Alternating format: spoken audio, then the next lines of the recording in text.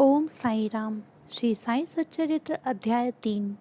श्री साईं बाबा की स्वीकृति, आज्ञा और प्रतिज्ञा, भक्तों को कार्य समर्पण, बाबा की लीलाएं, ज्योति स्तंभ स्वरूप, मातृ प्रेम, रोहिल्ला की कथा, उनके मधुर अमृतोपदेश। श्री साईं बाबा की स्वीकृति और वचन देना।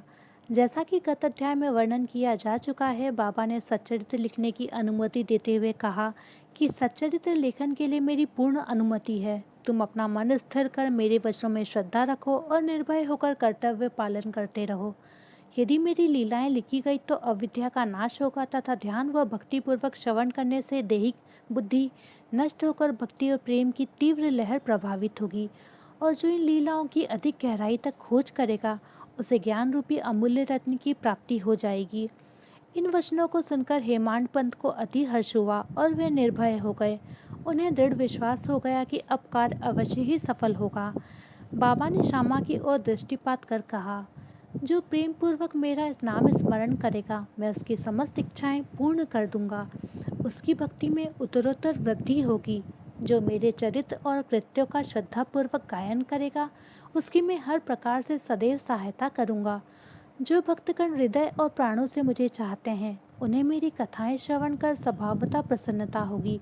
विश्वास रखो कि जो कोई मेरी लीलाओं का कीर्तन करेगा उसे परमानंद और चिर संतोष की उपलब्धि हो जाएगी। यह मेरा वैशिष्ट्य ही है कि जो कोई अनन्य भाव से मेरी शरण आता है, जो श्रद्धापूर्वक मेरा पूजन, निरंतर स्मरण और मेरा ही ध्यान करता है, उसको मैं मुक्ति प्रदान कर देता हूँ। जो नित्य प्रति मेरा नाम स्मरण और पूजन कर मेरी कथाओं और लीलाओं का प्रेम पूर्वक मनन करते हैं, ऐसे भक्तों में सांसारिक वासनाएं और अज्ञान रूपी प्रवृत्तियां कैसे ठहर सकती है। मैं उन्हें मृत्यु के मुख से बचा लेता हूँ। मेरी कथाएं श्रवण करने से मुक्ति हो जाएगी। अतः मेरी कथाओं को श्रद्धापूर्वक सुनो और मनन करो। सुख और संतोष प्राप्ति का सरल मार्ग ही यही है। इससे श्रोताओं के चित्त को शांति प्राप्त होगी, और जब ध्यान प्रगाढ़ और विश्वास दृढ़ हो जाएगा तब अखंड चैतन्य घन से अभिन्नता प्राप्त हो जाएगी। केवल साईं साईं के उच्चारण मात्र से ही उनके समस्त पाप नष्ट हो जाएंगे। भिन्न भिन्न कार्यों की भक्तों को प्रेरणा।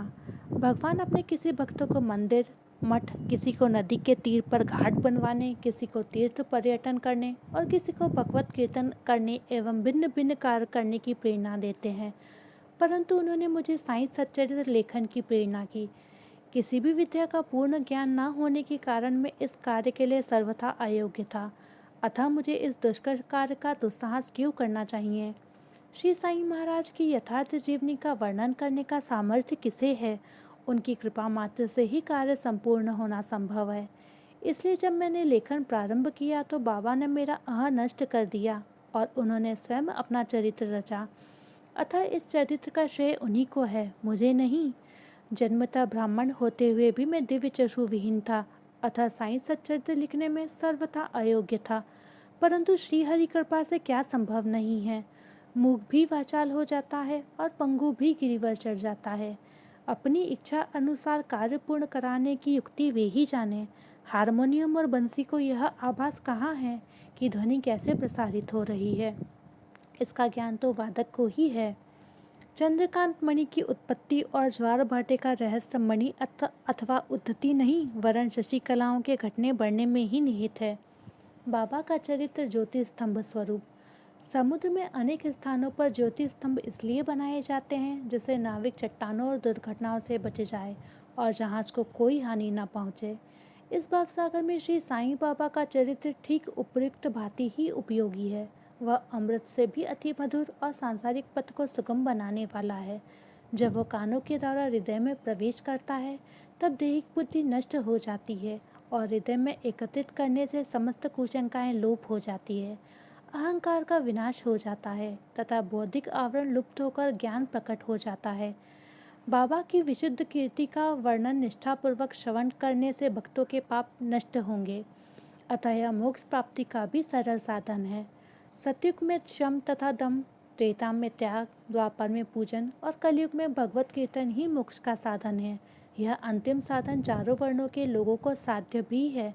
अन्य साधन योग, त्याग, ध्यान धारणा आदि आचरण करने में कठिन है, परंतु चरित्र तथा हरि कीर्तन का श्रवण तो अत्यंत ही सुलभ है।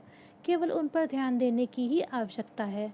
कथा श्रवण और कीर्तन से इंद्रियों की स्वाभाविक विषयासक्ति नष्ट हो जाती है और भक्त वासना वासना रहित हो जाकर आत्म साक्षात्कार की ओर अग्रसर हो जाता है।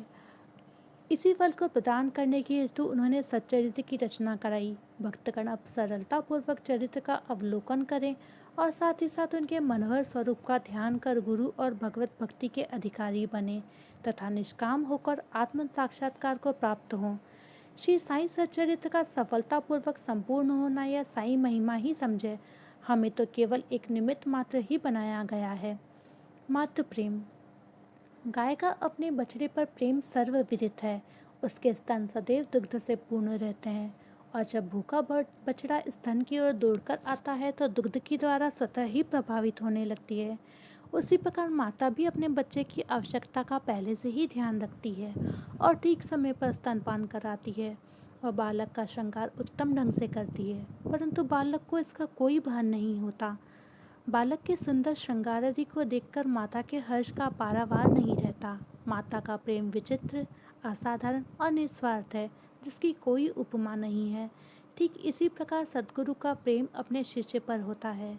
ऐसा ही प्रेम बाबा का मुझ पर था। उदाहरणतः वह निम्न प्रकार था। सन 1916 में मैंने नौकरी से अवकाश ग्रहण किया। जो पेंशन मुझे मिलती थी वह मेरे कुटुंब के निर्वाह के लिए अपर्याप्त थी। उसी वर्ष की गुरु पूर्णिमा के दिवस में अन्य भक्तों के साथ शिरडी गया। वहाँ अन्ना चिंचनी करने स्वतः ही मेरे लिए बाबा से इस प्रकार प्रार्थना की, इनके ऊपर कृपा करो। जो पेंशन इन्हें मिलती है वह निर्वाह योग्य नहीं है। कुटुंब में वृद्धि हो रही है, कृपा और कोई नौकरी दिला दीजिए ताकि इनकी चिंता दूर हो और ये सुखपूर्वक रहें। बाबा ने उत्तर दिया कि इन्हें नौकरी मिल जाएगी, परंतु अब इन्हें मेरी सेवा में ही आनंद लेना चाहिए। इनकी इच्छाएं सदैव पूर्ण होगी। इन्हें अपना ध्यान मेरी ओर आकर्षित कर अधार्मिक तथा दुष्ट जनों की संगति से दूर रहना चाहिए।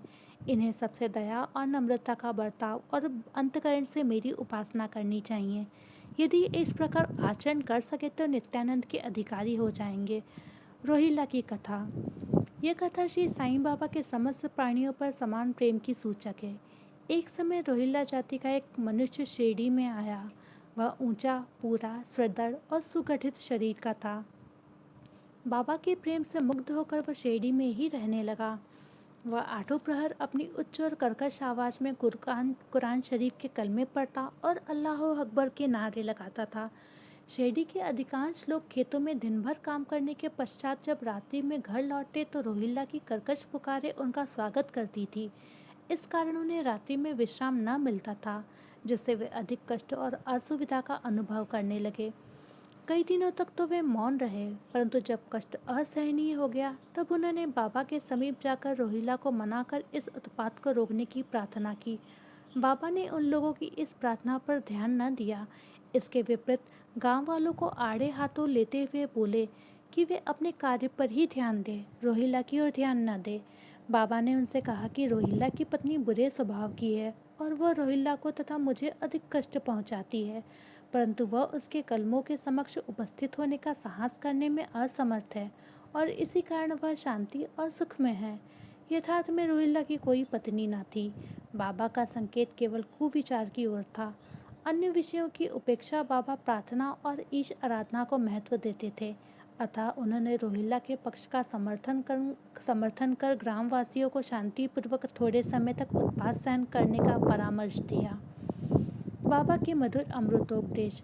एक दिन दोपहर की आरती के पश्चात भक्तगण अपने घरों को लौट रहे थे। तब बाबा ने निम्नलिखित अति सुंदर उपदेश दिया।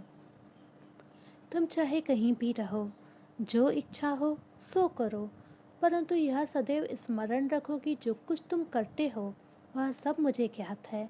मैं ही समस्त प्राणियों का प्रभु और घट घट में व्याप्त हूँ। मेरे ही उदर में समस्त जड़ व चेतन प्राणी समाये हुए हैं। मैं ही समस्त ब्रह्मांड का नियंत्रण करता व संचालक हूँ। मैं ही उत्पत्ति, स्थिति व संहार करता हूँ। मेरी भक्ति करने वालों की कोई हानि नहीं कर सकता। मेरे ध्यान की उपेक्षा करने वाला माया के पाश में फंस जाता है। समस्त जंतु, चींटियाँ और तथा दृश्यमान, परिवर्तनमान और स्थायी विश्व मेरे ही स्वरूप है। इस सुंदर तथा अमूल्य उपदेश को श्रवण कर मैंने तुरंत ही यह दृढ़ निश्चय कर लिया कि अब भविष्य में अपने गुरु के अतिरिक्त अन्य किसी मानव की सेवा न करूँगा। तुझे नौकरी मिल जाएगी। बाबा के इन वचनों का विचार मेरे मस्तिष्क में बार बार चक्कर काटने लगा।